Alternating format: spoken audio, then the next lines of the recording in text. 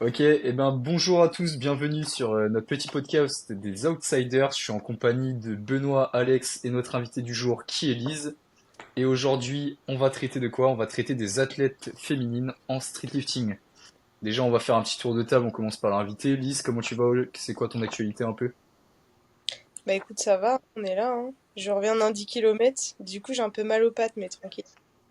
Toi, tu te mets en mode athlète hybride comme Hugo, toi, en Euh, ce moment. non, c'est pas ma priorité. Ok, ok. Alex? Bah moi, Alex fait tout en plein roule, freeze. c'est la routine. Là, c'est en plein bloc de construction, donc je bouffe du volume, du volume, du volume, mais tout va bien. Ok, t'arrives à survivre, ça va? C'est semaine 1 du bloc, première fois 500 semaines, là ça va. La fin de semaine, elle est bien.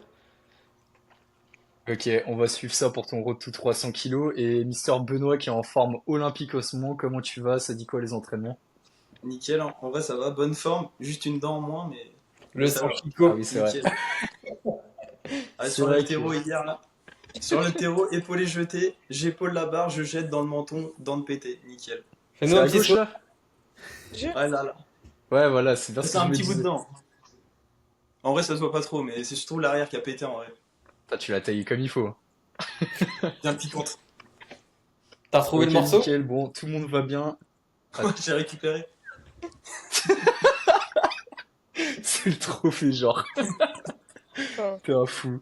Ok, tout le monde va bien, c'est le principal, c'est cool. On va commencer, bah, classique, si vous êtes habitué au podcast, par une petite présentation de notre invité du jour, Lise. Donc Lise, tu peux expliquer un peu qu'est-ce que tu as fait comme études, qu'est-ce que tu fais actuellement, tes projets, qu'est-ce qui t'a amené au streetlifting, enfin fais-toi plaisir. Qui tu es? ok, donc moi, du Lise, tiré du bas SL sur Instagram. Euh, donc moi, déjà j'ai commencé le streetlifting il y a 2 ans. Au début j'ai fait un petit peu de salle muscu classique quoi, mais c'est tout. Mon passé sportif aussi, avant j'ai fait de la gym, ça m'a pas mal aidé, faut le préciser quand même. Du coup, niveau études, donc là actuellement je suis coach sportive. J'ai fait une licence TAPS que j'ai terminée cette année.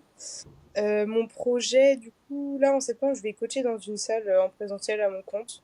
Donc classique, un coach sportif qui fait ses petits coachings dans sa salle.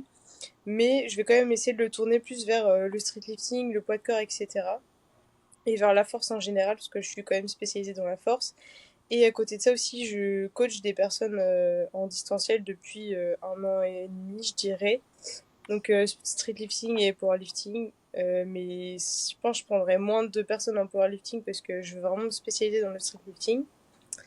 Ensuite, il y avait quoi déjà dans la présentation? Bah, je trouve Il que y c'est tout. avait ouais, tes projets, peut-être tes ambitions street, etc. Qu'est-ce que tu as fait récemment? Je parle de la FNSL surtout. Ouais, Ouais, tes perfs actuels et tout ça. Hmm. j'ai participé du coup à la FNSL 2024 de cette année où j'ai fini troisième. J'avais participé aussi à la FNSL 2023 où j'ai fini, je sais plus, cinquième, je crois. Et ma première compétition, c'était les premiers pas 2023. Donc l'année dernière, j'ai fait 2 compètes et là, une seule compète. Mes objectifs du coup, dans le streetlifting, bien sûr, c'est d'atteindre le plus haut niveau. Donc on vise les championnats du monde. Mais pour l'instant, il y a encore du travail. Donc là, l'objectif, prochaine échéance, ce sera la FNSL 2025. Ce qui me laisse 1 an pour me préparer. Donc là, de toute façon, je pars en vacances dans 2 semaines, donc je suis pas dans un gros bloc de préparation. Là, c'était un peu l'entre-deux entre FNSL et vacances. Mais à partir de septembre, du coup, bah, je commence ma prépa FNSL et je vais changer de coach d'ailleurs. Enfin, je vais sûrement me faire coacher. Je dis pas par qui parce que c'est pas encore officiel. Et voilà, je vais prendre quelqu'un pour faire les choses carrées et il va faire une vraie préparation de septembre jusqu'à la FNSL. Et après, mes ambitions sinon professionnelles. Donc là, je pars dans le présentiel parce que c'est ce qui va être le plus facile à court terme, on va dire. C'est ce qui va me permettre d'être indépendante financièrement le plus rapidement possible. Mais le but à long terme, après, c'est de développer aussi le coaching dans le streetlifting à distance et que ça prenne de plus en plus de place, en fait, que je bascule du présentiel vers le distanciel.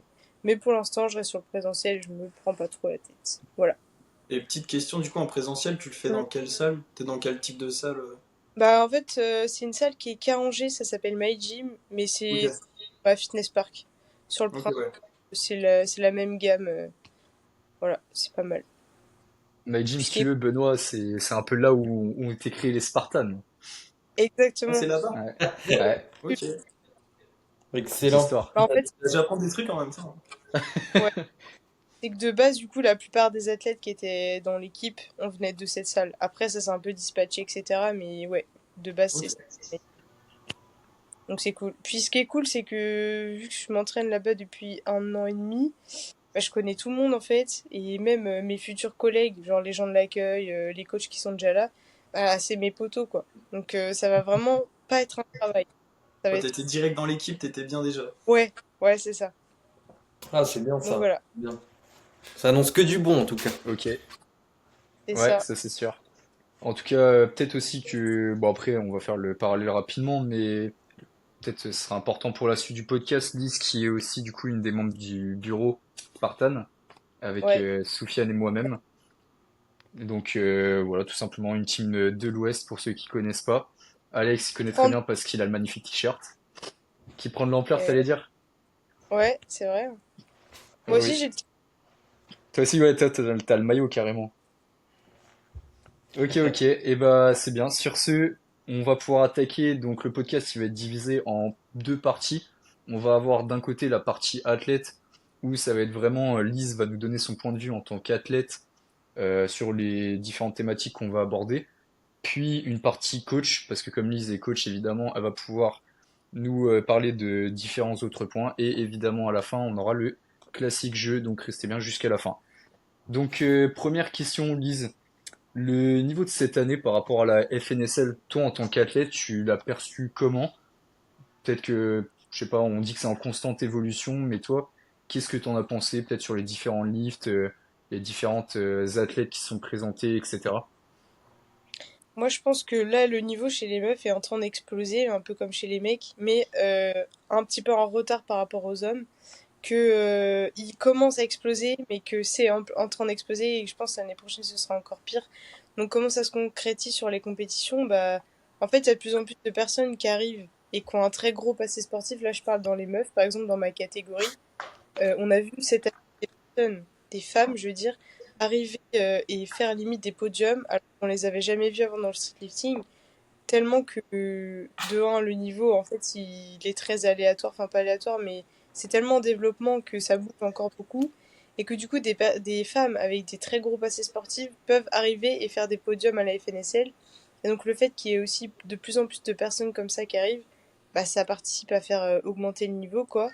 Et moi, je trouve que le niveau, il devient stratosphérique, que ce soit chez les hommes ou chez les femmes d'ailleurs, mais surtout chez les femmes. Et c'est vrai que quand on regarde, par exemple, il y a 2 ans, il y avait allé 3 femmes par catégorie. Le niveau, franchement, c'était atteignable en 1 an de streetlifting. Alors que maintenant, bien évidemment, sur tous les lifts, en vrai, il y a pas de lift plus que les autres, mais ça devient de plus en plus inaccessible, on va dire. Même si pour l'instant, ça va encore. Ok, les gars, vous avez peut-être suivi, vous, un peu la FNSL de cette année au niveau féminin? Bah, Ouais, de loin, moi j'y étais pas en présentiel, mais ouais, j'ai suivi de loin. C'est vrai que il y en a, on voyait que ça faisait 6 mois qu'ils faisaient du street. Je crois, il y a une fille, ça faisait 6 mois qu'elle faisait du street. Elle faisait du poids, enfin, elle a fait podium et tout, donc bon, impressionnant. Puis franchement, le niveau il pète, enfin, dans toutes les catés. Il y a de plus en plus de femmes, je pense, qui pratiquent le streetlifting et c'est impressionnant, ouais. Mm. Mm. Bah, tu vois, maintenant, les totals des femmes, c'est égal à des totals de mecs qui Ouais. débutent, on va dire, et qui ont des perfs corrects. Et c'est rien que ça, c'est fou quand même. Hmm. Pas hmm. dans le pool, des meufs qui normalisent en traction des genre 40 kilos, 45 kilos. Ouais, c'est clair. Après, genre, tu sais, quand tu commences à avoir 15, ça commence à être Ouais, c'est énorme, hein. de ouf. Mm. Ouais, les tractions, il y a eu des énormes tractions de passé là cette année là. Mm. C'était hyper Ouais, impressionnant. c'est Bah, mine de rien, impressionnant. ouais. Et toi, Avec Alex, eux. du coup, ouais, t'as vu ça de loin aussi un peu ou pas du tout? Honnêtement, j'ai pas trop suivi sur le jour J. Après, forcément, vu qu'il y a eu tous les récaps, tous les partages sur Ouais. les réseaux et tout, on voit beaucoup, bah, surtout sur Insta. Et franchement, je trouve les perfs, elles sont quand même hallucinantes, hein. C'est... Tu regardes, tu fais... Ah ouais! Ah ouais, quand même! Donc franchement, c'est impressionnant. Parce que moi, même moi qui suis, on va dire, dans la phase entre débutant et intermédiaire, j'estime, il y a des perfs qui sont égales à celles que j'ai aujourd'hui et je me dis, waouh, c'est impressionnant quand même. C'est. Mm. Je trouve pas Il ça. y a même des perfs, même en tant qu'intermédiaire confirmé, où on peut se représenter. Avec Soufiane, par exemple, du coup, membre de la team Spartan également. Quand on était venu soutenir Lise, on a vu une fille qui avait quasiment notre muscle up.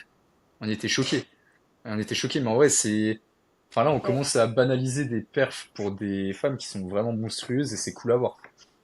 C'est Mm. Ouais. super cool et hâte de voir jusqu'à où ça peut aller et on verra très bien. De toute façon, le niveau, comme t'as dit, Lise, je pense qu'il a pris un peu de retard par rapport aux hommes, mais que là, la Mm. croissance, elle est encore plus folle parce que bah, on a Voilà, c'est une sur une différence montée de importante. fou, hein. Ouais, Ah, c'est Mm. ouais, clairement. surtout au-delà des perfs, j'ai l'impression que les KT se remplissent de plus en plus au fur et à mesure du temps aussi.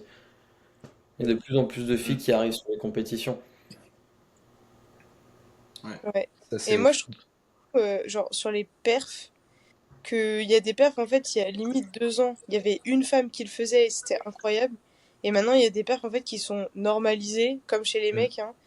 Mais du coup, tu te dis, en vrai, c'est quand même dur. Genre, je pense, par exemple, maintenant, un dips à 50, c'est devenu random chez les meufs, quoi. Enfin, ça dépend des KT, hein. Mais dans ma KT, en tout cas, un dips à 50, c'est devenu random, alors que, en vrai, quand tu y penses, une fois le poids de corps, c'est énorme déjà pour une femme. Et il y a des perfs comme ça, en fait, je trouve juste qu'ils se normalisent, mais comme chez les mecs, parce qu'il y a de plus en plus de femmes qui les atteignent. Et en vrai, quand tu prends du recul, tu te dis, ah ouais, déjà, moi, il y a 2 ans, si j'avais pensé faire ça un jour, j'aurais été émerveillée. Maintenant, aujourd'hui, genre, c'est normal. Hmm. Ah, puis il y a les totals, ils sont. Enfin, il y a moins d'écart, je trouve, qu'avant. Parce que des Ouais, fois, tu peux avoir le premier qui avait un écart de fou, et le ouais, deuxième, il était bien en dessous, et là, c'est un peu plus. Enfin, un peu plus équivalent, quoi.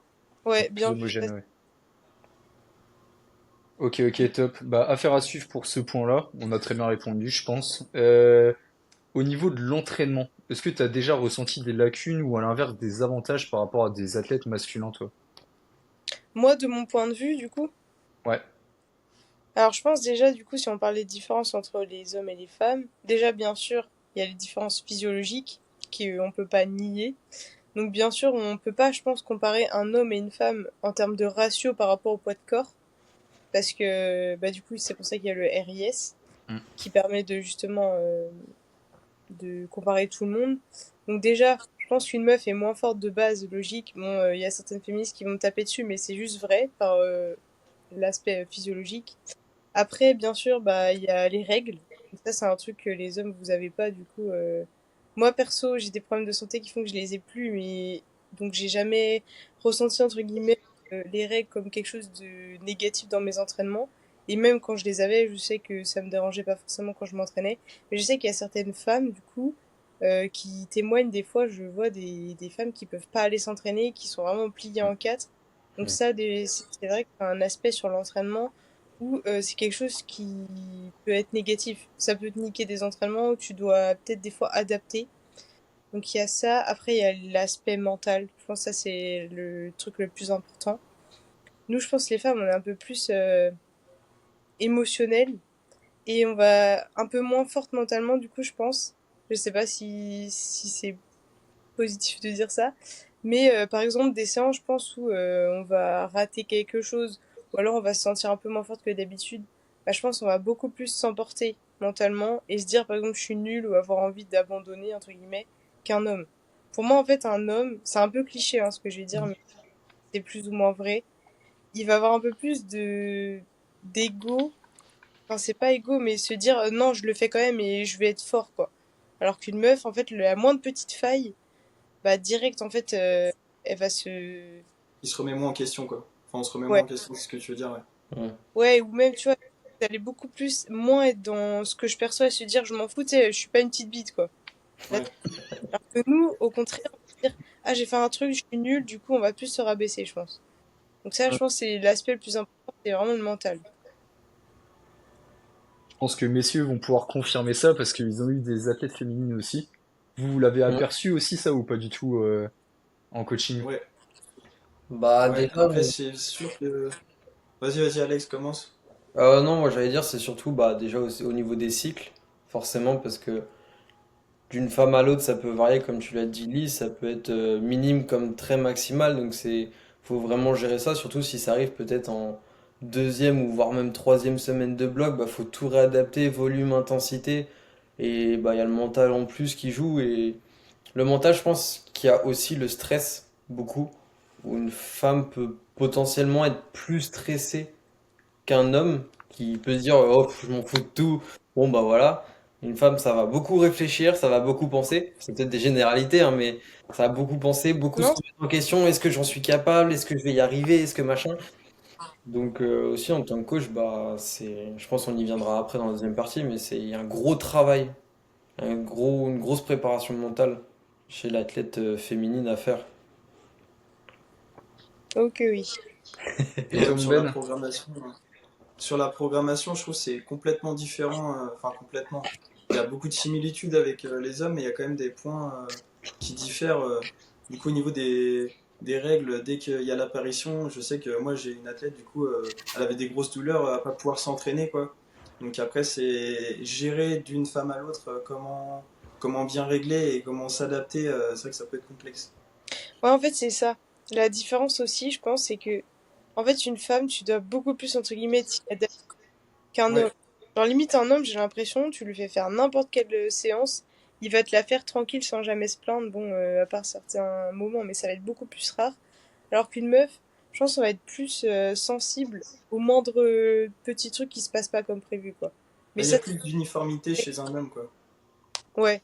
En fait, les hommes sont un peu, enfin, ça va être un peu catégorique, mais ils sont un peu tous pareils. Et les femmes, il y a vachement de différences, surtout au niveau des menstruations. Du coup, il y en a qui vont avoir des grosses douleurs, il y en a pas du tout. Il y en a qui vont pas plus les avoir, et du coup, c'est hyper complexe à. Enfin, je trouve ça plus complexe, ouais, à mettre en Ah, place. mais c'est pas évident. Mm. Ok, ok. On est déjà à 17 minutes de record. Pour l'instant, on n'a pas eu un seul débordage sur ce sujet épineux. Je vois pas de misogyne dans le chat, donc ça va.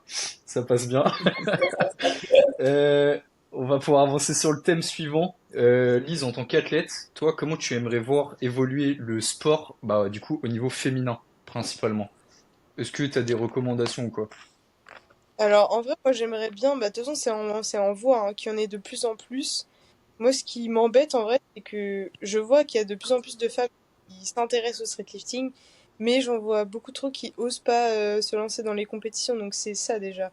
En tant qu'athlète, moi, personnellement, j'aimerais bien voir plus de personnes, donc par exemple que les catégories soient remplies, et que, en fait, les athlètes femmes enfin, ne se posent pas trop de questions sur quand commencer les compétitions. En fait, plus tu commences tôt et mieux c'est. Tu vois, on l'a vu par exemple FNSL Grand Ouest, il y avait deux femmes, je crois, dans toutes les catés confondues, deux, trois. Donc là, je me dis en vrai, il y a encore un travail à faire là-dessus. C'est en développement, il y a de plus en plus de femmes qui se mettent au streetlifting, mais par exemple dans la compétition, ouais, il y a encore trop qui se posent des questions ou qui attendent d'avoir un certain niveau pour faire des compétitions.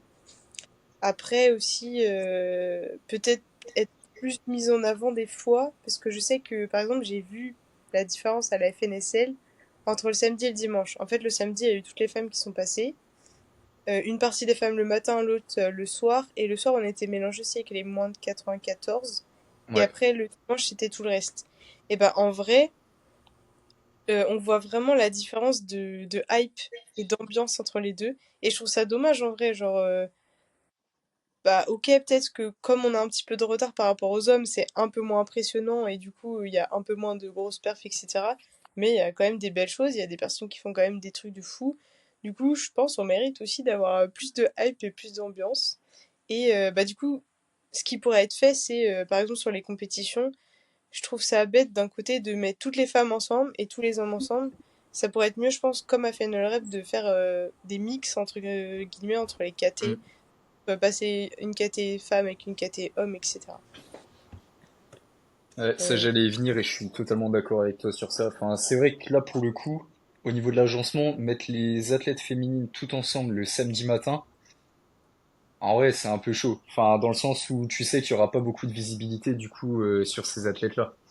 Parce qu'un ouais. samedi matin, t'en as beaucoup qui bossent malheureusement. C'est pas comme le samedi soir comme tu disais avec c'était les moins de 94 et les plus de 104 je crois qui étaient passés à ce moment-là. Un truc dans le genre, je sais plus exactement, mais bref, les catégories lourdes.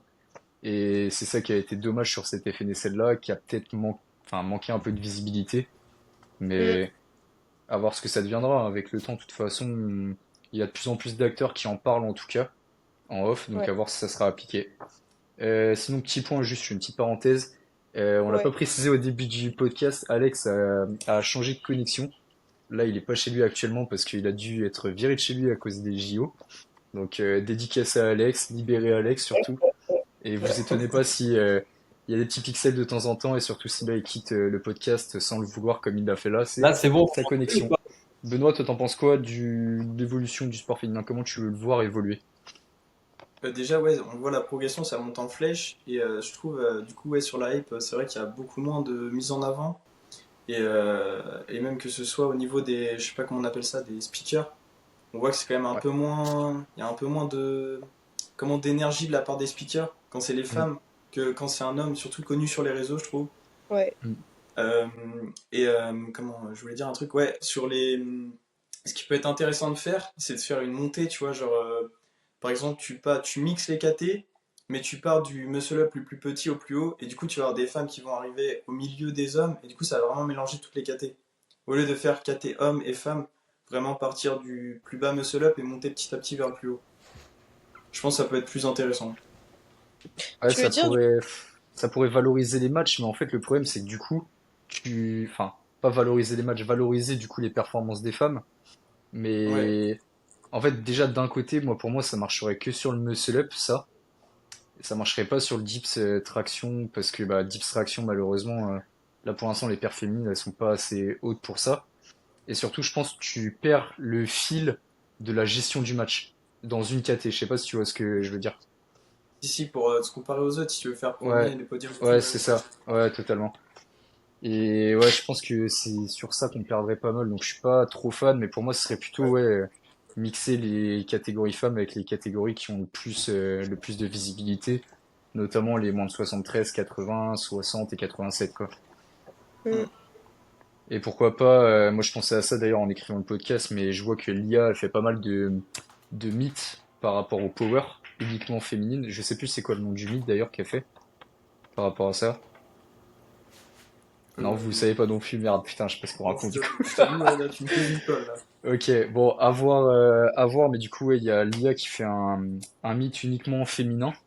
Je sais plus par rapport à quelle cause exactement, mais en tout cas, ça pourrait être peut-être intéressant d'amener ça au street lifting ou peut-être de la contacter elle pour organiser un croisé power street uniquement féminin et mettre de la lumière sur le sport qui est le street lifting féminin. Hmm. ouais, du coup, hein, je pense que c'est ça, faut s'appuyer. Mm. Les athlètes du coup féminines qui ont un peu plus de visibilité dans leur société pour organiser ce genre de choses parce que je sais que je crois Pauline une fois elle avait fait une vidéo avec je sais plus avec qui, mais en fait du coup quand ces gros influenceurs là entre guillemets ils font des vidéos comme ça, bah en fait ça fait connaître le sport et Mm. Hmm. juste déjà de voir une femme, je crois Pauline elle avait fait une vidéo avec Nassim, il me Ouais, semble. et le Corona Gym, etc. Enfin, elle a fait pas mal de feats, ouais. Bah t'imagines du coup tous les gens de la muscu, parce que du coup c'est principalement ça les followers de Nassim et le Corona Gym. Ils voient une meuf faire des perfs comme ça, même des meufs qui voient ça. Bah, c'est trop bien en vrai, genre ça aide trop à la visibilité. Mm. Donc je pense que ça aussi, il faut se servir de certains influenceurs pour aider à développer le sport.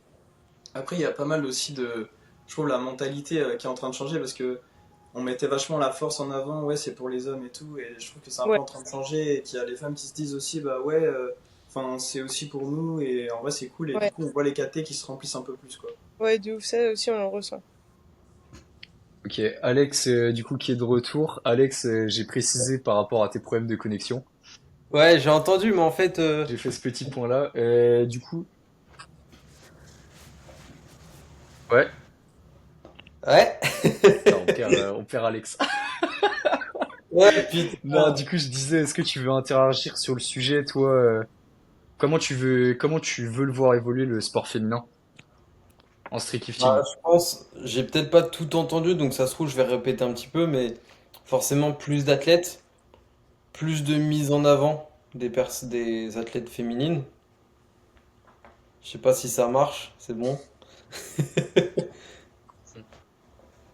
Ouais, ça bug. Ok, c'est nickel. Ouais, voilà, ouais.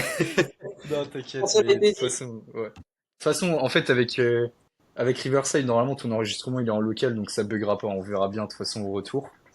Et Ouais. c'est pas grave, on va avancer sur le dernier point de la partie athlète, spécialement pour Lise, faire partie d'une équipe en tant que femme. Pour toi, est-ce que c'est un gros avantage? Est-ce que tu pousserais les femmes peut-être à faire des démarches par rapport à des teams? Je sais que vous êtes très peu nombreuses en athlète féminine à faire partie d'une team. Il y a toi, bah, chez nous les Spartans. Il y a Elisa chez la A-Squad. Il y avait Pauline qui a quitté la SWAT récemment, mais qui était avec Inès à la SWAT team. Mm. Qu'est-ce que toi t'en penses? Est-ce que pour toi, enfin tout simplement, il y a beaucoup de bénéfices? Enfin, n'hésite pas à dire Et ce que tu penses un peu du franchement, sujet. c'est une très bonne question. Je pense que dans tous les cas, il n'y a que du plus. Parce que déjà, comme tu dis, en vrai, la plupart des personnes qui font partie des équipes, c'est des hommes. Et on pense souvent, même nous, hein, étant dans le bureau des Spartans, en fait, on recrute que des hommes. Parce que déjà, de un, les femmes ne postulent jamais. Et que je pense que comme il y a que des hommes, entre guillemets, qui font partie des équipes, bah, les femmes se disent pas, ah, moi aussi, je peux faire partie d'une équipe, donc elles font pas la démarche non plus. Mais pour autant, c'est dommage parce que je pense que, bien sûr, que ça, il y a que du positif. Moi, par exemple, dans mon cas, bah, en fait, quand je suis la seule femme dans l'équipe. Bah, quand on a des événements, etc., qu'on est là à porter nos t-shirts Spartan et tout, déjà, je suis super fière. Mais ça nous met un peu plus en avant parce que du coup, faire partie d'une équipe, je trouve ça super déjà gratifiant et se dire en vrai que tu fais partie d'une équipe, ça veut dire que bah, tu as ta place dedans, etc., que tu n'y es pas pour rien. Si tu fais partie de l'équipe, c'est-à-dire bien sûr que les personnes de l'équipe t'ont choisi et donc croient en toi, croient en ta progression. Et c'est ça le plus important. Et pour moi, le point le plus important aussi, c'est que en fait, ton objectif, il devient commun. Moi, c'est vraiment un truc que j'ai ressenti. Par exemple, à la FNSL bah, de cette année. En fait, quand j'ai raté mon dips, enfin, mon dernier essai, j'ai raté mon dips. Et ça m'avait déjà énervé un peu parce que je me suis fait niquer des kilos sur le tirage par les arbitres, mais bon, je ne dirais rien. Et du coup, après mon dips que j'ai raté, en fait, j'étais un peu pas fou déjà physiquement, j'en pouvais plus. Et mentalement, c'était pas fou. Genre, j'étais un peu en mode, ok, j'abandonne. Mais bien sûr, on se relève après. En fait, le fait d'avoir toute l'équipe qui était venue me voir, parce que vraiment, la plupart des personnes étaient venues me voir, ils sont venus me voir justement dans la zone d'échauffement. Et il y en a certains qui ont pu me dire des mots qui m'ont fait rebondir, entre guillemets. Et en fait, ça devenait même plus mes objectifs que à moi, ça devenait un travail d'équipe, entre guillemets. En fait, je me disais au fond de moi, ok, faut que je le fasse pour moi, mais aussi pour l'équipe. Genre, t'as un truc où tu te dis, tu veux pas les décevoir, et en fait, tu dois être légitime de faire partie de l'équipe, et tu dois leur redonner, entre guillemets, ce truc-là. Donc, l'équipe, en fait, pour moi, ça te fait aller plus loin, parce que du coup, tu vas abandonner, entre guillemets, moins vite, même si, bien sûr, si t'es dans le sport, c'est pas pour abandonner, mais voilà. Donc pour moi, pour toutes ces raisons, ouais, faire une partie d'une équipe, franchement, n'importe qui, homme ou femme, si t'as l'opportunité et que l'équipe elle croit en toi, franchement, il faut y aller quoi. Je rebondis peut-être par rapport à ça, mais c'est vrai que juste avant, au niveau athlète, on me disait qu'une femme, du coup, c'était plus enclin à être émotionnelle, etc. Peut-être qu'en Mm, fait, finalement, avoir le confort d'avoir une équipe qui te tire vers le haut, c'est ce qu'il faut aussi pour une athlète féminine ouais, dans ces moments-là. Donc à totalement, voir. Et peut-être, totalement. je repense à ça aussi, mais c'est peut-être un petit point à noter pour nous, notamment dans le futur. Mais peut-être qu'en fait, si on n'a pas tant que ça d'athlètes féminines, est-ce que c'est parce qu'on fait bien la communication?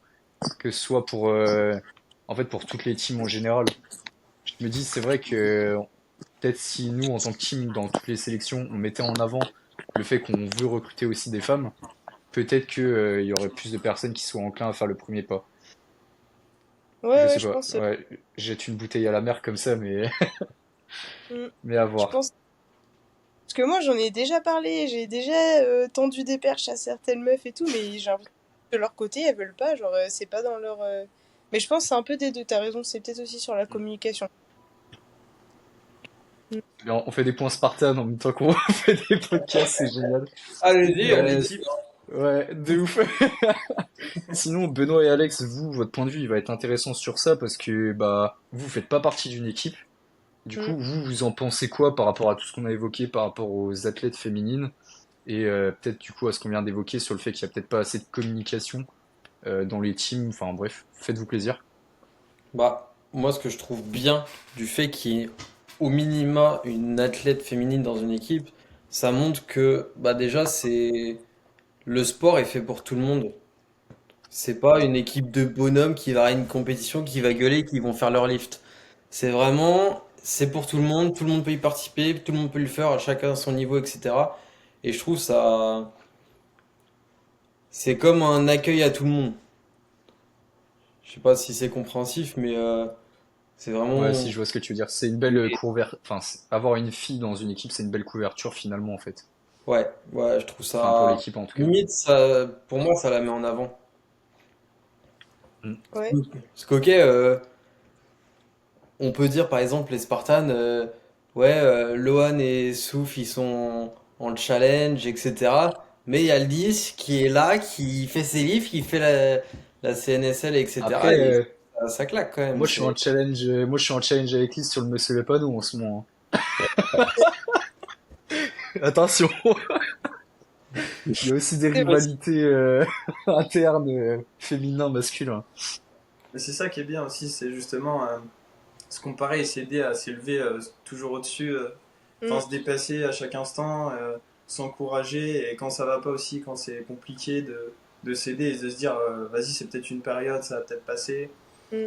Enfin il y a tous ces points vachement mentaux aussi qui sont importants et même sur l'aspect entraînement, je trouve qu'il y a plein de petits tips à se donner entre chacun plutôt que de s'entraîner tout seul dans son coin et des fois tu peux être un petit peu lassé même. Ça met un petit peu de fun je trouve de s'entraîner à plusieurs et Ouais, d'être dans une parce team. que quand t'es en équipe, bah, si t'as l'occasion, tu sais, juste organiser des fois des entraînements et tout, où tu t'entraînes avec les personnes de ton équipe, bah, c'est vrai que ça peut t'aider à te dépasser un peu plus. Ouais, puis ça change un peu aussi la routine quotidienne où t'es là à t'entraîner tout seul et tout. Je pense que ça peut amener un peu de fun et puis Ouais, toujours avoir un peu plus d'adhérence sur ce que sur ce que t'aimes faire, quoi. carrément. Après, pour les entraînements, c'est pas toujours toutes les teams qui peuvent faire ça.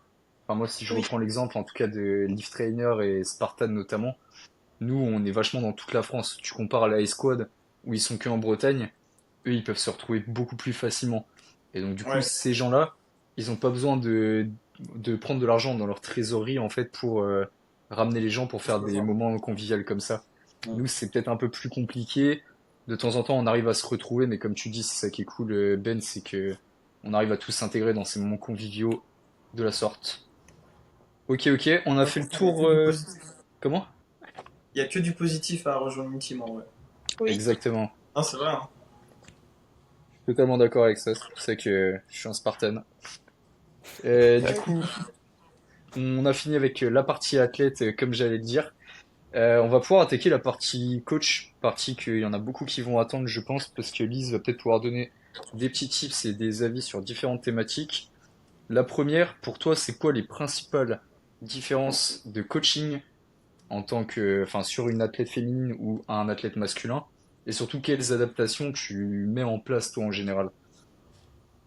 Alors, du coup, on en a déjà parlé. Mm. Pour moi, la plus importante différence, c'est le mental. Ça dépend, ça varie d'une femme à l'autre, mais en général, moi je pense en vrai, toutes les femmes que je leur ai fait un travail mental. Parce que c'est pas possible.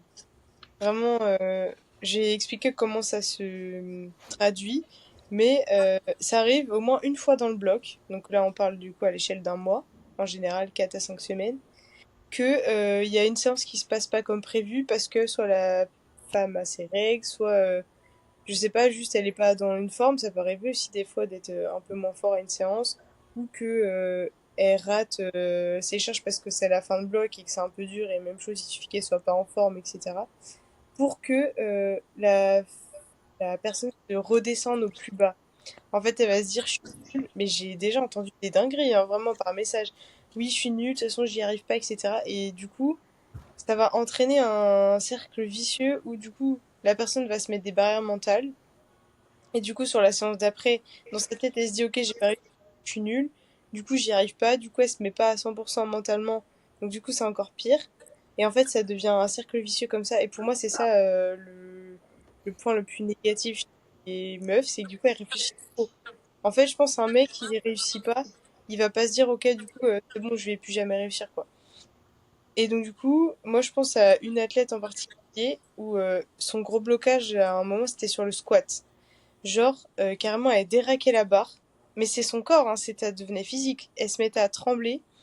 Et du coup, elle devait re-rack la barre parce que c'était impossible. Alors qu'on parlait d'une barre qui était 20 kilos en dessous de son ARM, quoi. Et du coup, j'ai dû lui faire tout un travail mental pour travailler là-dessus, avec des techniques de visualisation, etc. J'ai été avec elle carrément à des séances pour me mettre derrière elle, juste pour déraquer une barre, hein. Enfin bref. Et petit à petit, ça s'améliore. Mais je pense que du coup, une femme a beaucoup plus besoin de travailler son mental. Vraiment, c'est le plus important. Et même moi, je le vois sur moi, hein. Franchement, quand j'ai commencé le streetlifting, j'étais extrêmement faible mentalement. Et même chose. Au début, c'est tout beau tout rose parce que tu progresses. Mais par contre, quand t'as des phases où, bien évidemment, t'as des périodes de stagnation où ça se passe un peu moins bien, bah, je suivais pas, quoi. Alors que maintenant, j'ai fait un travail, bon, faut continuer de toujours travailler le mental, mais c'est de mieux en mieux. Et je pense, ouais, déjà, c'est ça la plus grosse différence entre les hommes et les femmes. C'est vraiment le mental. Est-ce que je peux rebondir sur un truc? Tu Ouais, peux Au vas-y. rebondir, niveau, vas-y. au niveau du coup de l'aspect mental, est-ce qu'il n'y a pas aussi les variations hormonales qui jouent et du coup ça fait fluctuer du coup l'aspect mental en mode des fois tu as des fluctuations, des pics d'hormones et du coup tu te sens bien ou alors tu as des baisses et là tu te sens vraiment pas bien. Je pense Ah que oui. ça peut jouer aussi, c'est la différence entre l'homme et la femme, c'est que un homme il va avoir plutôt des très peu de variations hormonales et du coup tu as un aspect mental assez fixe, il y a très peu de fluctuations et chez une femme il y a plus de fluctuations hormonales et du coup il y a plus de pics, de baisses et l'aspect mental je trouve que ça joue peut-être un peu plus. Ouais, totalement. Je pense que c'est vrai que on n'a pas évoqué cet aspect, l'aspect que je pense aussi avec les hormones, tout est décuplé. Et je pense aussi à certaines femmes, par exemple, qui prennent la pilule et tout, et ça amplifie encore plus ces Ouais. trucs. Et c'est vrai que bah déjà on n'est pas égaux par rapport à ça. Donc, d'où l'intérêt, je pense, de faire encore plus un travail mental. Parce que du coup, je pense, faut pas non plus se dire ça comme une excuse et se dire, ok, je suis une femme, donc j'ai des variations mentales, donc voilà, pomper l'up, quoi. Et du coup, il faut quand même bah, travailler plus sur le mental. Mais c'est vrai que il y a cet aspect variation au niveau des hormones. Est-ce que tu as une prépa spécifique que tu fais par exemple en tant que coach? Est-ce que tu fais des prépas spécifiques mentales, genre dans ton blog, je sais pas, sur une séance, tu dis au début de séance, ils ont des trucs prépa mentale à faire. Est-ce que tu as vraiment un truc spécifique mental ou ça dépend vraiment de l'athlète en général? Alors, non, moi j'ai pas un truc qui est déjà fait. À chaque fois, en fait, ce que j'ai faisais, après je suis pas formée pour la prépa mentale, mais j'ai eu quelques cours, c'est vraiment j'ai individualisé le truc à fond. En gros, à Ok. chaque fois, ce que je faisais, c'est que je commençais par un entretien téléphonique un peu, où du coup on faisait un point. Moi, je posais des questions euh, sur plusieurs sujets. Le plus important, en gros, c'est d'être neutre pour moi. En gros, dans mes questions, je l'induisais pas à répondre certaines choses pour vraiment avoir son avis à la personne. Et en fait, des fois, à travers ce qu'elle va te dire, ça met le doigt sur des problèmes et ça te donne en fait les pistes à traiter, quoi. Et c'est ça le plus important pour moi. Faut un point de départ qui te dit sur quoi travailler. Et du coup, après, en fonction de cet appel téléphonique, moi, ce que je faisais, c'est que souvent, je l'enregistrais, je le réécoutais. Et quand il y avait un petit truc intéressant, je me disais, ok, là on peut travailler là-dessus de telle manière. Et non, du coup, j'ai pas un travail qui est entre guillemets. Pour moi, faut l'adapter à 100%. Parce qu'en fait, ce qui va marcher chez une femme, ça va pas marcher chez l'autre. Ouais. Et du coup, c'est super important, ouais, déjà de connaître l'athlète aussi pour savoir la personne, qu'est-ce qui va fonctionner sur elle. Puisque peut-être il y en a, elles vont être capables de visualiser certaines choses. D'autres, elles vont plus avoir besoin de se répéter des phrases. Et en fait, ça, c'est un truc qui est à adapter. Du coup, pour moi, on peut pas avoir un truc fixe, entre guillemets, que tu refais faire un peu à tout le monde, quoi. Et c'est pas... Ok. Ok, ok, top. Les gars, peut-être que vous voulez interagir sur ça, du coup, vous qui avez des athlètes féminines. Pour vous, les principales différences de coaching, quelles adaptations vous mettez en place? Ou est-ce que vous rejoignez totalement Lise sur ce qu'elle a dit? Ouais, l'aspect mental, là, ça va être la principale différence, ouais. Et après, les variations, du coup, au niveau des incrémentations, en fonction des menstruations, quoi. Enfin, Ok. vraiment l'adaptation, moi je trouve que c'est les deux points les plus importants.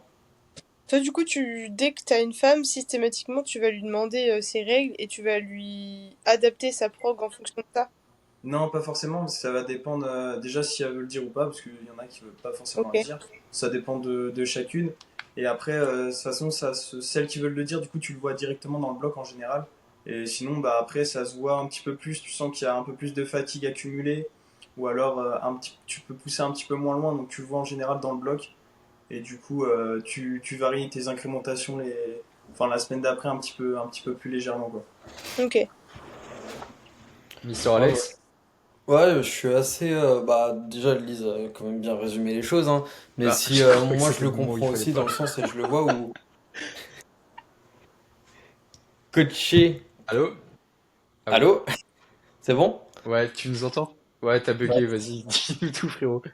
Non, je disais, Lise a quand même très bien résumé la chose, mais moi, si je devais faire un petit peu un bilan de comment je vois les choses et comment je les comprends, c'est que coacher une femme, ça demande quand même, entre guillemets, 10 fois plus de travail qu'un homme. Pas dans le sens péjoratif, évidemment, hein, mais il y a, dans tous les cas, un coaching qui, quand même, un minima correct, va être individuel et adapté. Mais chez une femme, il va y avoir encore un travail supplémentaire à fournir pour vraiment aller chercher le petit détail et faire en sorte que ça marche aussi bien pour elle bah, que pour le coach, parce que c'est le but. Après, dans mon fonctionnement, bah, moi j'essaie d'être quand même, bien évidemment, comme l'a dit Benoît, il faut que la personne ait envie d'en parler, mais qu'il y ait un petit peu de transparence pour que tout se déroule au mieux, qu'il n'y ait pas des conséquences mentales, des conséquences de blessures, parce que c'est pas ce qu'on recherche non plus. Je préfère être au courant que la fille en question ait des difficultés, un coup de fatigue sans dire directement qu'elle ait ses règles au bout de 3 semaines de bloc et du coup on adapte complètement le bloc en fonction de ça pour mieux repartir derrière plutôt que de forcer la chose, incrémenter des charges monumentales alors que mentalement elle est pas du tout dans l'entraînement, physiquement elle est pas du tout dans l'entraînement. Je trouve ça un peu, je vais pas dire inutile mais un peu quand même parce que ce serait bête de forcer les choses. Et après, ouais, bah, on en revient toujours au même point, c'est la grosse prépa mentale. Parce que typiquement, je pense, si entre guillemets, hein, bien entre guillemets, on compare un homme et une femme, un homme, tu vas pouvoir lui mettre une grosse incrémentation sur un lift, par exemple sur un dips ou un squat. Une femme, ça peut pas lui paraître soudain. Et du coup, elle va se poser 10 000 questions. Ouah, pourquoi il a rajouté autant? Est-ce que j'en suis capable? Est-ce que c'est possible de faire ça? Même si c'est des lifts qu'elle a déjà fait, le fait de mettre une grosse incrémentation, ça peut être très soudain et brutal. Et du coup, ça peut amener à beaucoup de questionnements, beaucoup de doutes et un échec possiblement. Donc, euh, donc Hmm, voilà. ouais. Ok, ok. Rebondir sur un truc que j'ai oublié de dire dans les adaptations, du coup, c'est la manière de faire les retours. Moi, je sais que je fais pas mes retours de la même façon en fonction de qui j'ai en face de moi. En fait, il y a des personnes qui sont pas prêtes à entendre certaines choses, ou alors il faut dire les choses avec un peu plus de douceur, parce que sinon elles vont le prendre super personnellement et elles vont se dire ah j'ai pas fait le truc bien, ah je suis nulle, alors que bah c'est un retour, c'est de s'améliorer et de dire entre guillemets ce qui va pas. Et du coup, je trouve la façon dont tu fais tes retours, je parle pas du fond, vraiment la façon de le dire, ça va être à adapter en fonction de la personne qui est en face. Ouais, tu veux dire, il y en a avec qui il va falloir avoir plus de tact que d'autres, quoi. Ouais. Parce Ok. qu'en fait, pour la même chose que tu veux dire, en fonction de deux personnes, il y en a une limite, elle va un peu mal le prendre, et elle va le prendre personnellement, et du coup, ça va pas avoir d'impact très positif. Et t'en as d'autres, ou alors juste il y en a, elles vont le comprendre différemment en fonction de comment tu le dis. Ouais. Du coup, c'est un travail à... faut réfléchir un peu, il faut connaître un peu la personne que t'as en face de toi. Mais ouais, la façon dont tu fais le retour, elle est importante. Ok. Ouais, parce qu'à la base, le retour, c'est juste enfin, un retour objectif sur les perfs, sur la technique, plutôt qu'individuel. Enfin, c'est pas sur ta Ah personnalité. oui, totalement. Donc c'est sûr que, ouais, s'il y en a qui le prennent individuellement, ouais, c'est vrai que c'est compliqué à gérer, ouais. Non, enfin, c'est pas qu'elles prennent individuellement, mais moi j'ai déjà eu des trucs en mode ah ouais, je le fais pas bien, mais je sais pas comment dire, mais c'est vraiment la façon dont tu le dis. Ok. Parce que dans tous les cas, t'es obligé de faire le retour, Moi, je pas, sais que, mais par exemple, pour donner pas des adapté. exemples, sur des athlètes, il y a des retours, il y a des athlètes où je leur fais un retour écrit avec listé ce qui a travaillé, paf, paf, paf, paf, paf. Et il y en a où Salut, comment tu vas? J'espère que ta journée se passe bien, que machin, faut mettre plus de manières, faut plus tourner les choses avec un petit audio, avec des petites rigolades, etc. Mode ça c'est bien, mais du coup, il y a ça qui compense, donc faut travailler ça, etc. C'est même, je pense que ce soit un homme ou une femme, dans tous les cas, t'amènes la chose différemment pour chaque personne. Dans tous les cas. Oui, mais je trouve d'autant plus quand t'es une femme quand même. Oui. Ouais. Avoir Parce plus de que tact. l'émotion, etc., même chose, en fait, je pense qu'une femme, elle va plus rechercher, ça c'est un truc qu'on n'a pas parlé, chez un coach, une relation, entre guillemets. Pas un truc malsain, hein, mais je pense à un mec qui prend gros, qui a pas un gros il s'en bat un peu les couilles. Alors que je pense qu'une meuf, elle va vouloir avoir plus une relation de confiance. Pas une relation, pas un truc bah, dans l'émotionnel, mais plutôt quelque chose de confiance. Vraiment, elle va vouloir se sentir en confiance et que ça match, entre guillemets. Bah, elle va Moi, je vois ce avoir que envie tu de veux se dire. Ouais. sentir écoutée. Ouais, plus qu'un homme. Ouais. Ok, super. On a fait le tour de ce point qui était super intéressant. On en a un petit deuxième à aborder. Le MUANO ou le MU-bar, lequel est le plus dur ou bien le plus de spécificité au niveau de l'enseignement? Alors, je pense que techniquement, le MUANO peut être un peu plus dur au début. Et par contre, en termes de force, le MUANO est plus facile que le MU bar. En gros, si tu prends quelqu'un, moi perso, je sais que j'ai travaillé les deux en même temps.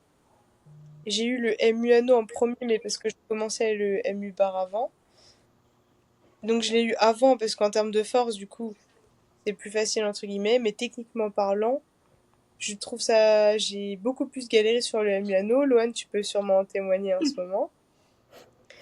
Voilà, c'est les principales différences. Parce qu'en fait, pour moi, les anneaux, c'est plus instable. Et cette instabilité, au début, elle est un peu compliquée à gérer. Par contre, après, une fois que tu maîtrises plus ou moins les deux, bien sûr que le Muyano est bien plus facile. Et c'est pour ça que tu vois toutes les en fait faire des Muyano et Mais voilà. est-ce que c'est pas dû au fait que du coup t'as fait de la gym? Est-ce que en faisant de la Hmm. gym tu faisais des anneaux et de la barre et du coup Ouais, t'as je me pas demandais. plus de facilité à passer l'un sur l'autre? Enfin, je sais pas si tu vois ce que je veux dire. Ouais, je vois, mais non, du coup, parce que j'ai jamais fait d'anneau, je faisais que de la barre. Ok. Et pourtant t'as mieux réussi aux anneaux du coup. Bah, du coup, oui, parce que, en fait, au début, j'ai travaillé un peu les deux. Et après, du coup, j'ai mis le MU anneau de côté, le MU bar de côté pendant ultra longtemps, parce que du coup, je voyais que des meufs faire des MU anneaux. Donc, j'étais en Ouais. mode, ok, bah, faut faire des anneaux. Du coup, j'ai fait que ça, en fait, pendant genre un an. Donc, bien sûr que c'est pas très comparable, en vrai. Mais je Ouais. pense même, genre, si tu prends Nadine, la championne du monde, là, en moins de Hmm. 57, elle a fait un MU bar à 15 kilos, je crois, cette année. Hmm. Et ben, je pense qu'en MU anneau, sans le travailler, c'est sûr, Ok. Il y a moyen, hein. Mais en vrai, je pense. après, moi, pour faire les deux, personnellement, après, je suis pas athlète féminin, je pense que ça se voit. Bon, après, on est en 2024, hein, on sait jamais. Voilà, voilà, Mais voilà. On lance pas je sur pense d'autres sujets. que l'anneau, ouais, pas de dérapage, pas de cancel outsiders, pas tout de suite, du moins. Non, je pense que, en vrai, la technique aux anneaux, je trouve que tu l'assimiles plus rapidement quand même. Enfin, Oui, généralement, un point technique, enfin, ça s'assimile vraiment rapidement, comme tu l'as dit, en force, tu le maîtrises rapidement aussi. À l'inverse, le MU bar, il y a beaucoup de répétitions quand même à avoir pour régler des détails techniques, pour bien comprendre le timing de tirage que t'as pas non plus au muscle up anneau. Et mm. ouais, je trouve qu'il y a beaucoup plus de composants qui sont compliqués à comprendre sur un MU bar. Après, ça dépend C'est des vrai gens. que je pense, ouais, sur le long terme, tu mets plus de temps à acquérir la technique sur le MU bar. Parce que t'as beaucoup plus, en effet, cet aspect de timing.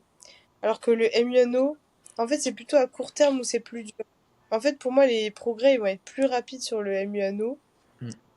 Parce que tout est différent au début, vu que c'est des anneaux et que t'as pas l'habitude de la barre. Mais par contre, la barre, c'est vrai que t'as le timing de tirage, t'as comment tu dois placer tel truc, comment tu dois engager. Et ouais, c'est beaucoup plus compliqué. Alors que les Hmm. anneaux, en vrai, c'est un mouvement qui est beaucoup plus en force. Hmm. Genre, Ouais, t'as trop de vitesse. et tu les amènes où tu veux en fait. Et une fois que du coup tu maîtrises l'instabilité, en vrai, ça. Après, par Donc contre, ouais, c'est le point, l'instabilité pour moi, c'est le point par contre qui peut, enfin, te flinguer déjà au début, parce qu'au ouais, début, comme tu l'as dit, c'est dur d'acquérir de la stabilité sur les anneaux. En vrai, t'en as pour ouais. plusieurs semaines quand t'es assez rapide, plusieurs mois Mm. peut-être même pour certains, mais enfin, on l'a vu avec le cas de Pauline Robert, je sais pas si vous l'avez vu à l'époque. Pauline, elle avait fait une chute au Monsieur Le Panneau, Mm. et depuis, elle avait eu une grosse appréhension de remonter sur les anneaux. Et en fait, je Mm. remarque qu'il y a beaucoup d'athlètes en général, que ce soit hommes ou femmes, enfin, qui font du muscle up anneau, qui ont peur du fait d'écarter un peu les anneaux, enfin, de l'instabilité en général. Et je pense que ça peut être une composante, et surtout sur l'aspect psychologique, qui peut être aussi dur à gérer quand même. Ouais, sûrement. Surtout si t'as déjà vécu des petites chutes avant Mm. ou trucs comme ça. Ouais, totalement. Ok, Après, moi, j'ai fait pas ouais. mal d'anneaux aussi, et je trouve que au niveau de la transmission de force, quand même, tu peux tirer beaucoup plus longtemps, Mm. aller chercher un grind que sur un muscle up. T'as trop de vitesse, c'est quasi impossible quoi de grind sur un muscle up. Ah oui, bah c'est ça la principale différence, c'est que le MU tu le fais totalement en force et bien sûr tu Ouais. le grind de fou, alors que MU anneau, enfin MU bar, si t'as pas la hauteur c'est mort, tu vas pas le Ouais. battre. En Ouais. fait, t'as une tentative quoi, alors que en muscle up, vraiment, aux anneaux, tu peux monter, monter, monter, et vraiment essayer de chercher à pousser vers l'avant. Alors que le muscle up, tu montes, ça passe pas quoi. Mort. Bah, en Par Ouais, soi, contre, faut avoir la force aussi de tenir la position stable, hein. Parce que au Ouais, ouais, muscle ouais. up anneau, ouais, enfin, t'as une position qu'il faut que tu gardes.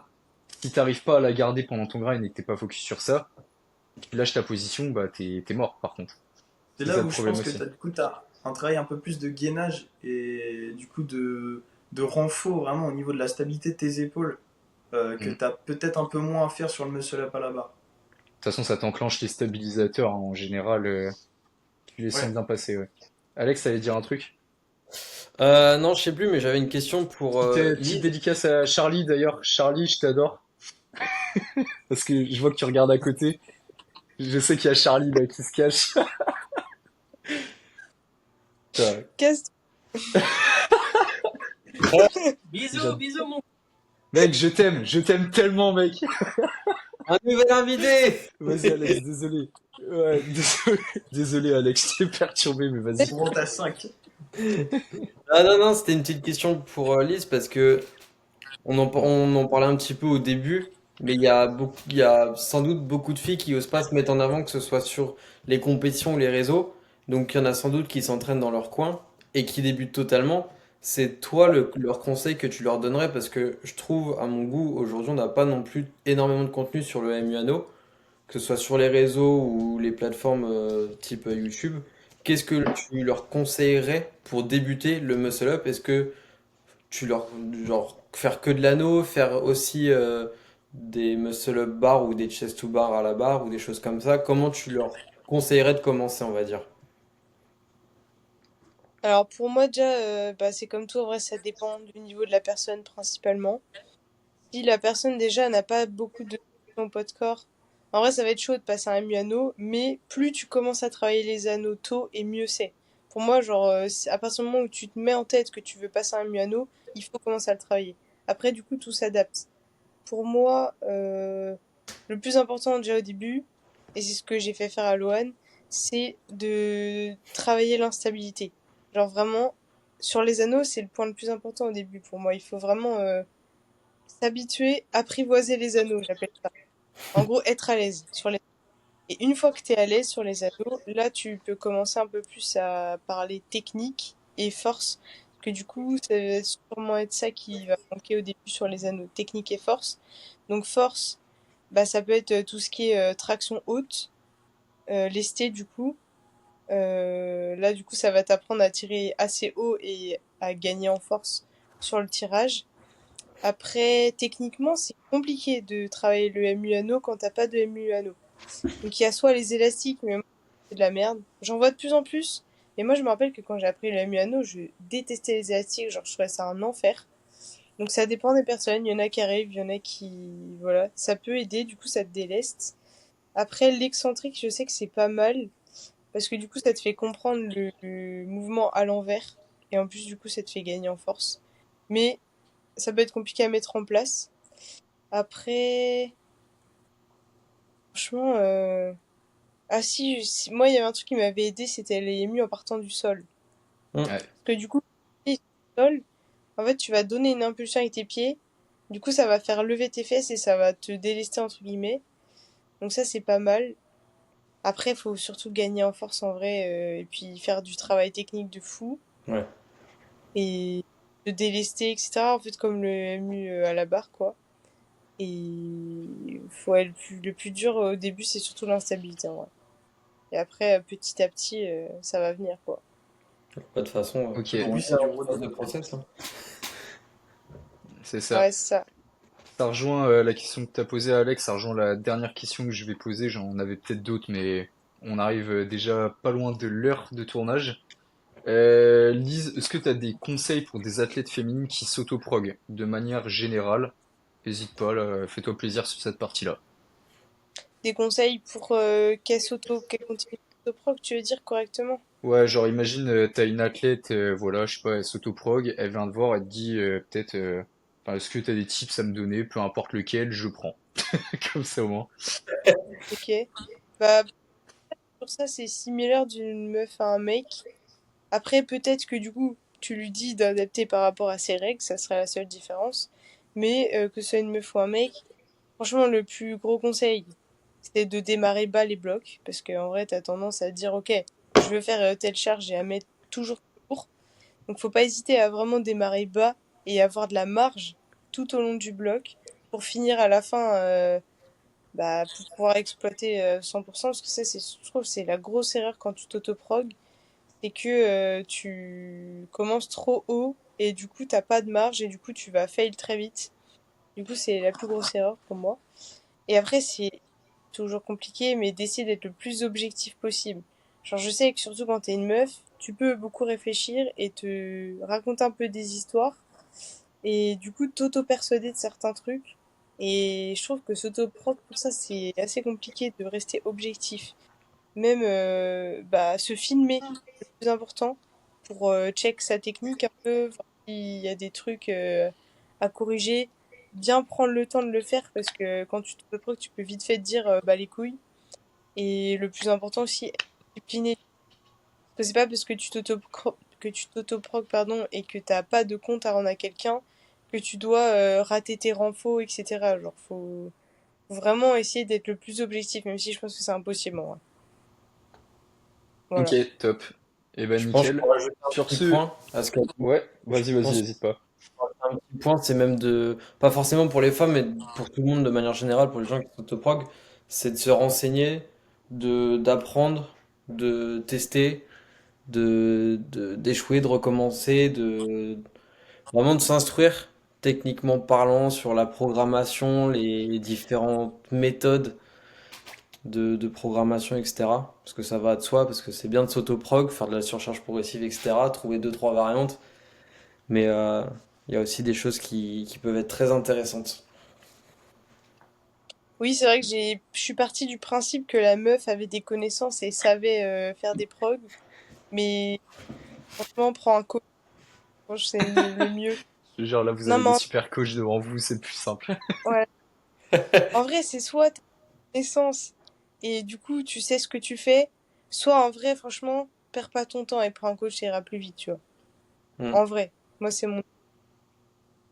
Mais oui, t'as raison totalement sur tout. Moi, je suis partie du principe que la personne avait déjà des connaissances, connaissait les méthodes, savait comment se prog et tout.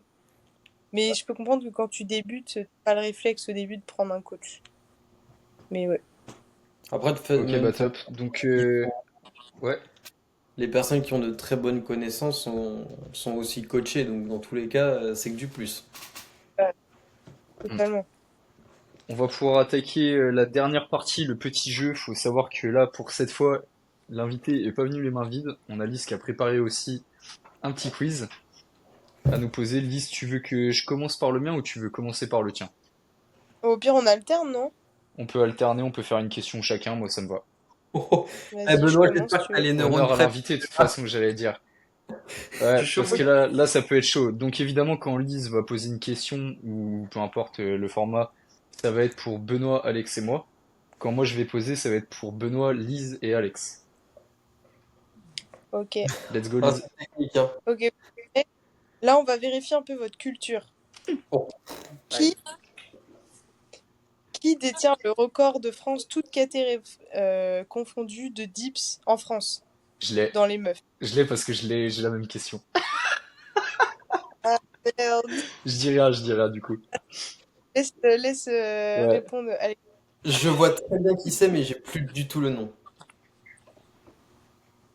Il a ok. fait, La perf, au moins. il a fait Franchement, 202, c'est ce que j'aurais 205. dit aussi. Hein? Ah non, là tu parles d'un mec là. Ah, femme! 202? Tu parles de Tonio? Ouais, Oui, là tu parles de Tonio. Non, on parle d'une femme Ah, c'est française. femme ou homme là? Femme française, femme pas. française. Ah, femme française, ok. Ouais. Ah, Putain, j'ai excuse-moi, cru ça que avait c'était un mec. bugué, j'ai pas entendu femme. Ah oui, ok, ouais, parce que là, ouais, tu t'as pas entendu le française non plus, là, tu me parlais de Tonio Z, là. Alex, Benoît, une petite idée? Moi, je suis pas sûr, mais je pense que c'est Inès, non? Non. Non, pas bon. Alex, t'en penses quoi? Alors là, je sais pas. Je préfère être franc. Ok. Lise, tu peux donner la réponse ou tu veux que je la donne du coup? Vas-y, donne-la. Parce que là où je suis pas trop d'accord, c'est que Benoît, pour moi, avait la bonne question parce que Inès a passé 60 kilos à Final Rep 2023 ou 2022, je sais Ouais. plus. Et Margot, c'est celle qui a fait le record, enfin, Ah en non, non, non, France non. à 58,75, non? Vous avez pas la bonne. T'as même pas la bonne réponse, Ah ouais? monsieur. Vas-y, j'attends de voir alors. J'attends de voir. C'est fait niquer. Si c'est plus, je suis mort, hein, mais vas-y. Figurez-vous que le record de France, c'est 70 kilos. Par qui? Caro, au premier pas 2023, au moment où j'y étais. Ah Voilà. ouais, Là, parce pour... que, mais tu sais que pour la question, Ah, je pensais pas que c'était 70. moi je suis allé chercher sur toutes les publications de tous les championnats qu'il y a eu, je l'avais pas vu. Ok, my bad. Bah, c'est une femme qui était en moins de 70. Elle fait plus de compète actuellement. Je sais pas trop ce qu'elle devient. Mais c'est pour ça que j'ai mis cette question, parce que je savais très bien en vrai que vous trouveriez pas trop, parce que c'était au premier pas et que ça fait 2 ans, je crois, maintenant. Et qu'en vrai, franchement, elle a fait cette perf-là, et depuis, personne l'a jamais battue. Elle est Voilà, repartie comme une Solide. légende. je te jure. Et elle avait fait un MUA 20, elle était trop forte. Et là, Punaise. du Ok. coup, elle fait plus du tout de compète. Non, mais je la vois s'entraîner encore un peu, mais elle a jamais refait de compète. Voilà. Elle a mis la barre très haute et après, elle a Elle fait. s'est dit, Ouais, Elle ouais. reviendra j'expose mes quand il y trois aura quelqu'un qui aura son record. et je me barre. Voilà. Ah ouais, ok. Bon. Bah au moins, tant mieux que t'as fait la question, comme ça au moins on a une petite précision là-dessus. Ouais. Ok, bah écoute, je vais passer à la mienne. Vrai ou faux, le squat représente environ 50% du total chez les femmes pour l'édition FNSL 2024. Moi, je dirais vrai quand même. Quasiment. Mais Ah, attends, t'as fait des calculs là? ouais, ouais, j'ai fait des calculs, ouais. Moi, je dirais vrai aussi, hein. Chez les femmes, vrai. Après, Mais à quelques pourcentages près, quoi. ouais, c'est à quel point c'est J'ai dit précis, on va dire. environ, on va dire, allez, à 10%. 5%, ouais, entre 45 et 55%, on va dire. Ok. Moi, je pense que c'est faux et que c'est plus que 50. Je sais pas, en fait. T'as une Ça, réponse, c'est tu dis les faux du coup? calculs du soir. Moi, je dirais faux et je dirais plus que 50. En fait, on est dans le vrai. Après, j'ai fait des calculs quand même assez rapides, mais en général, on est entre 45 et 55%. Ok. Et il y a très peu d'exceptions qui font qu'il y a des femmes qui n'ont pas du tout un squat qui représente ces 50%-là et que c'est un peu en dessous. Mais genre vraiment, il y a deux, trois exceptions en tout cas sur l'édition FNSL 2024. Ok. Bon, après, c'est partout pareil, si ça dépend aussi de tes atouts et de tes points forts, quoi. Ouais, Totalement, c'est hein. ça. Je pense qu'en vrai, ça Lise, à serait ton hyper. tour. Ah, Non, je hyper important de... la Ouais. question, c'était, je trouve que ce serait vraiment intéressant de faire une vraie étude sur toutes les perfs qui ont été faites et voir justement le pourcentage entre squat et les autres lifts chez les hommes et chez les femmes. Mais vraiment une étude poussée. Ça pourrait être hyper Tu sais, intéressant. À force de préparer des quiz, on va pouvoir ouvrir le laboratoire Outsiders à force, hein. Parce que là, le niveau études, on est pas mal. À chaque fois, on va chercher dans les moindres recoins pour faire des Pour quiz les... de pire en pire. Vraiment, juste pour se piéger entre nous, en plus, il y a aucun intérêt. Vraiment. Lise, vas-y, je te laisse poser ta deuxième question. Ok. Est-ce que vous êtes capable de... Non, vous avez... Attends, c'est pas ça que je voulais dire. Si on est capable. Selon vous, est-ce que vous pouvez me citer trois femmes qui sont des légendes, entre guillemets, dans le pool? Genre qui ont des très grosses perfs. J'ai mis trois, au moins une, en vrai. Bah, il y a Nadine. En France, pardon. En Ah, France. Ouais, il y en a, j'ai plus leur prénom. Selon vous, quelle est la femme la plus forte en poule en France? Toutes catégories confondues, genre ORIS, on va dire. bah, celle que. Avec sa frange, mais j'ai plus son prénom. Je Moi, sais plus comment elle s'appelle. bah, je sais de qui tu parles. Tu parles de Amour slash Lilia. Oui, voilà, c'est ça. Et après, moi, je me tâte aussi avec Margot Sanchez. Non, c'est Amour, en vrai. Ah ouais, c'est Lilia, ok. Ouais. En Ouais, fait, elle est hyper chaud, hein. Margot, elle est très complète et elle est quand même forte en poule. Mais Amour, en vrai, elle est un cran au-dessus, je pense. ORIS. Mais c'est son point fort, tu vois. Après, Mais aux tractions, c'est. Oh là là. Amour, elle est pas Mm. plus lourde que Margot. Si, mais elle fait quand même plus. Cette année, je pense que les résultats sont pas très représentatifs parce qu'elle a raté ses derniers essais, je crois. Mais l'année dernière, elle est en moins de Hmm. 57. Ok, ouais. Et elle avait fait une traction, elle avait une traction à 50, je crois, même un peu plus. Ok, intéressant à savoir du coup. Voilà, On passe à la prochaine. vas-y. Combien on a eu de participantes à la FNSL 2024? Le plus près, c'est celui qui gagne ce point, entre guillemets. Ah, c'est chaud. C'est là où j'ai fait des calculs aussi, moi. Putain, mais t'as fait Alors une attends. étude de marché, toi, c'est fou ça. Moi, en plus, c'est juste pour vous piéger à chaque fois que je fais des trucs comme ça, c'est honteux. Lise, elle est en plein calcul, ça me fuit.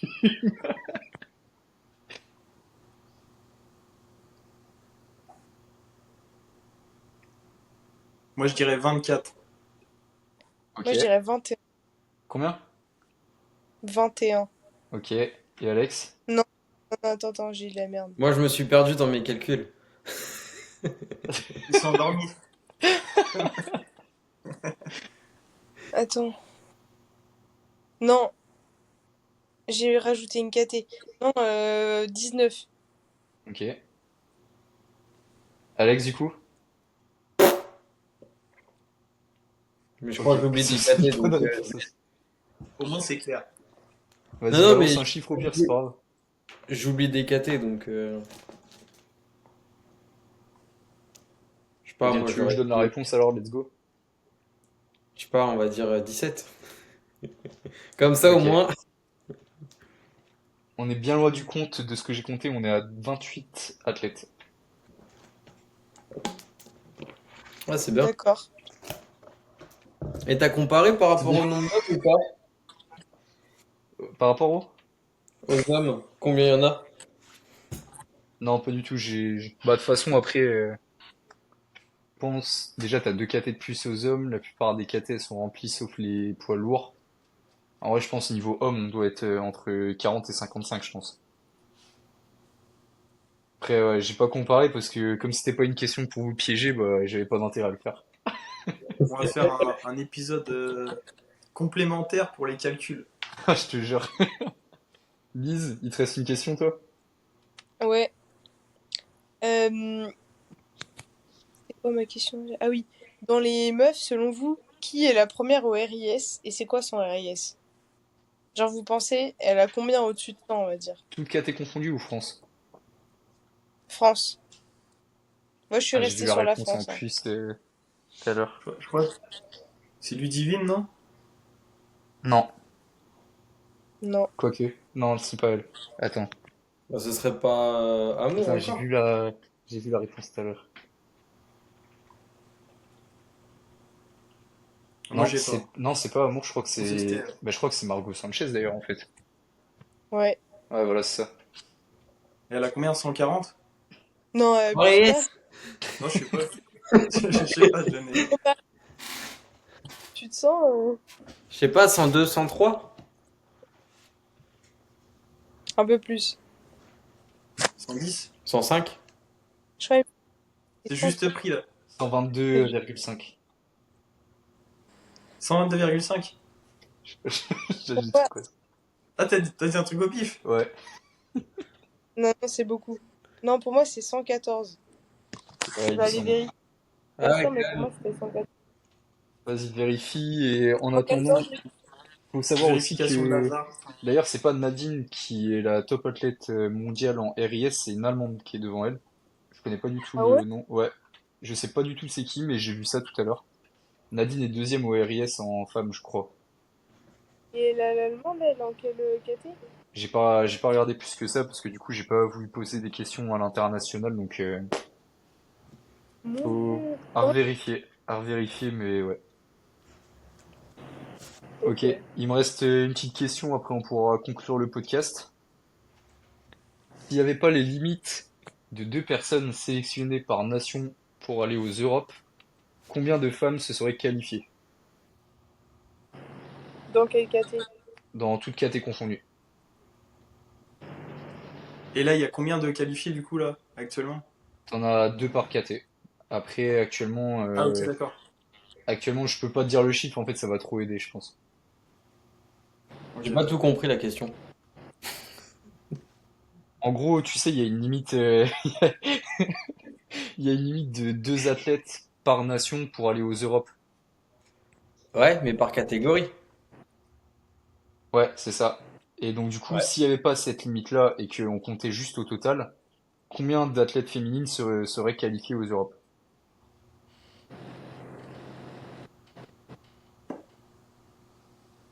Si on prenait juste le total, en gros.